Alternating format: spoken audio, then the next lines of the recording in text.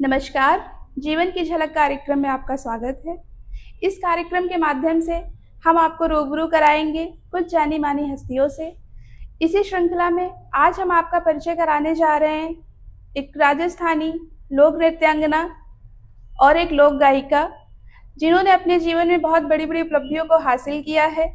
आइए जानते हैं आपकी जुबानी, आपकी कहानी श्रीमती अलका चतुर्वेदी जी से। अलका जी, आपका हमारे कार्यक्रम में बहुत बहुत स्वागत है। नमस्कार। हम आपसे जानना चाहेंगे अलका जी, आपने लोक संगीत गायन की शुरुआत कब और कैसे की? कुछ खास वजह रही जिसने आपको सबसे ज्यादा प्रभावित किया हो? देखिए, ऐसा है कि ये कहा जाता है कि अगर आप कलाकार हैं और आप इनबॉर्न कलाकार हैं तो आपको हर कला प्रभावित करती है जी। तो मैं बहुत छोटी थी तब से ही मैं नृत्य करती रही, सभी प्रकार के नृत्य किए मैंने जी। स्पेशली जो मेरा नृत्य था वो जो ऑल इंडिया लेवल पर मशहूर हुआ, फर्स्ट टाइम है उसमें, तो वो राजस्थानी तेरा ताली नृत्य था। उसमें मैं राष्ट्रीय अवार्ड पाने के बाद, क्योंकि वो नृत्य जो था वो बहुत ही अलग हटके है, वो तेरा ताली नृत्य राजस्थान का बहुत फास्ट डांस होता है और उसमें 3 तलवारों की धार पे खड़े होकर के, मुंह में तलवार लेके, सर पे मटकियां लेके, लड़की के कंधे पर डांस करते करते चढ़ना है, चढ़ के लेट के खिसकना भी है, मतलब बहुत ही ज्यादा एडवेंचरस इसको कहा जाएगा, ऐसा डांस था। तो वो करने के बाद जब मैंने अचीव कर लिया वो गोल कि भाई मैं राष्ट्रीय स्तर पर मशहूर हो गई, कई बार दूरदर्शन पर मुझे दिखाया गया, तो शादी के बाद ये लगा कि अब जब मैं थोड़ा थोड़ा गाती थी तो लोग कहते थे कि अच्छा गाती हो तो कुछ किया जाए, और इसमें मेरे पतिदेव का बहुत बड़ा योगदान है कि उन्होंने मुझे कहा कि तुम संगीत ज्वाइन कर लो। तो मैंने प्रभाकर किया प्रयाग संगीत समिति से, उसके बाद भातखंडे से masters in performing art vocal classical से किया। शास्त्रीय गायन का अनुभव हो गया, लेकिन उत्तर प्रदेश लोक गीतों के लिए बहुत प्रचलित है। यहाँ भिन्न भिन्न प्रकार के लोकगीत होते हैं, जैसे आप ब्रिज के हैं जी, तो आपका पूर्वांचल है तो वहाँ आपका भोजपुरी, बुंदेलखंडी, और इधर हमारा अवधी गायन जी। तो सभी गायन के कार्यक्रम देखते देखते मुझे वो लुभाने लगे और मेरा मन किया कि मैं भी इसमें आगे बढ़ूं। 2012 में मशहूर म्यूजिक डायरेक्टर केवल कुमार सर जो गुरुजी हैं, उनके माध्यम से मेरी पहली परफॉर्मेंस राय मनोबली प्रेक्षागृह में ग्रुप के रूप में हुई। लोकगीत, अवधी लोकगीत का था वो कार्यक्रम। उसके बाद वो सिलसिला चालू हुआ तो वो खत्म ही नहीं हुआ, वो अभी भी चल रहा है और आगे भी शायद भगवान ने चाहा तो चलता रहेगा। जानेंगे आपसे। अलका जी, आप हमें ये बताइए, आप अपने गीतों का चयन कैसे करते हैं? क्या आप नए गीत खुद लिखती हैं?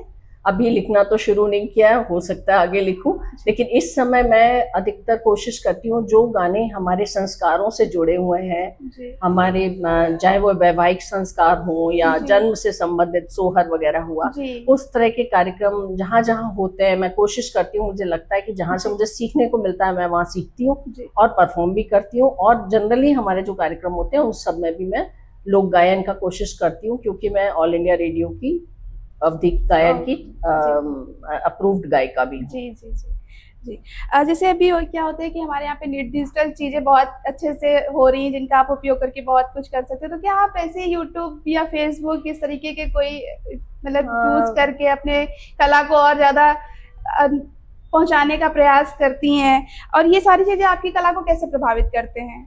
देखिए, यूट्यूब का तो मैं नहीं कहती हूँ, क्योंकि वो तो जनरली होता है कि आप जहाँ परफॉर्म करने गए उन्होंने आपकी बनाई है वीडियो बनाया और डाल दिया तो ठीक है।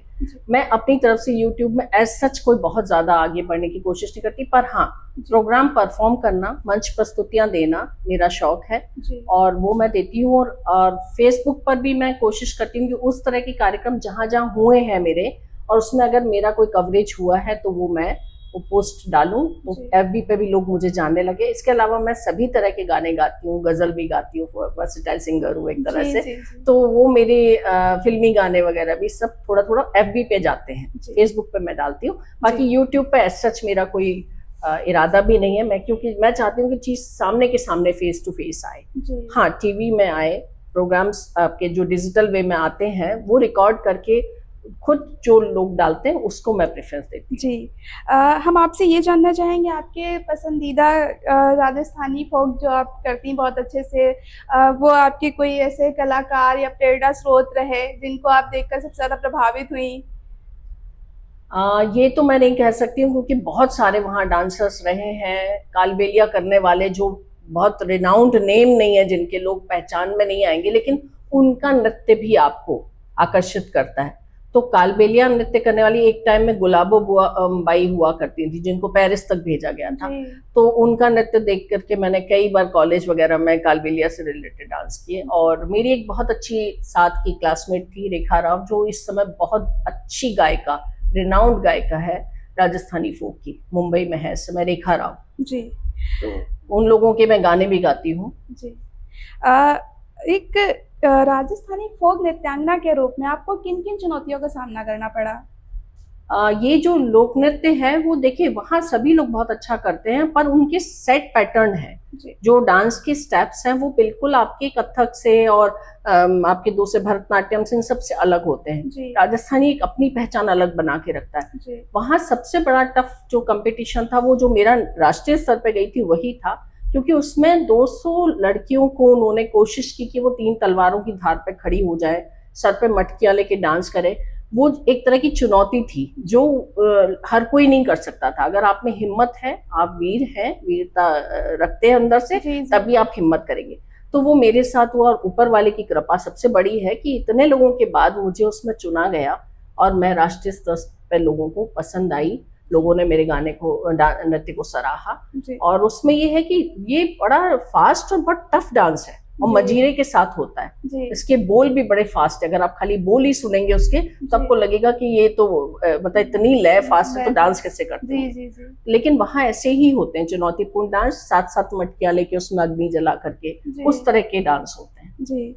अच्छा, आपने इतना सब कुछ किया है तो हम आपसे जानना चाहेंगे कि आपके इन सब यात्रा में आपके परिवार ने कैसे आपका साथ दिया?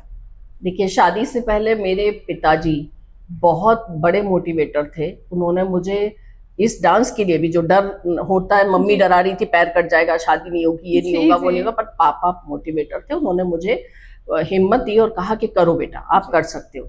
और शादी के बाद मेरा पूरा परिवार, ससुराल में सभी लोग यहाँ सपोर्ट करते हैं, सब चाहते हैं। और सबसे बड़े ग्रेट मोटिवेटर मेरे पतिदेव हैं, जिन्होंने मुझे आगे पढ़ने के, शादी के बाद मौके दिए और कहा पढ़ो और करो और कर लोगी तुम। तो जब जब मुझे अंदर से लगता है कि नहीं मैं नहीं कर पाऊंगी, तो वो मेरे साथ खड़े रहते। जी। जैसा कि अभी हमने आपसे संगीत और नृत्य की चर्चा की, तो हम चाहेंगे कि आप हमारे दर्शकों को कुछ 2-4 लाइनें सुनाना चाहेंगे? अवश्य अवश्य। देखिए, जल ही जीवन है, और स्पेशली गर्मी में तो आप मान के चलिए कि बिना जल के कुछ हो ही नहीं सकता है। तो सबसे पहले मैं 4 लाइनें गंगा माँ को समर्पित कर रही हूँ। बिल्कुल। तोहरी लहर दूध नार है गंगा माई, दर्शन दे दो। तोहरी लहर दूध नार है गंगा माई, दर्शन दे दो। दर्शन दे दो मैया, दर्शन दे दो। दर्शन दे दो मैया, दर्शन दे दो। तोहरी लहर दूध नार है गंगा मैया, दर्शन दे दो। तोहरी लहर दूध नार है गंगा मैया, दर्शन दे दो। बहुत खूब।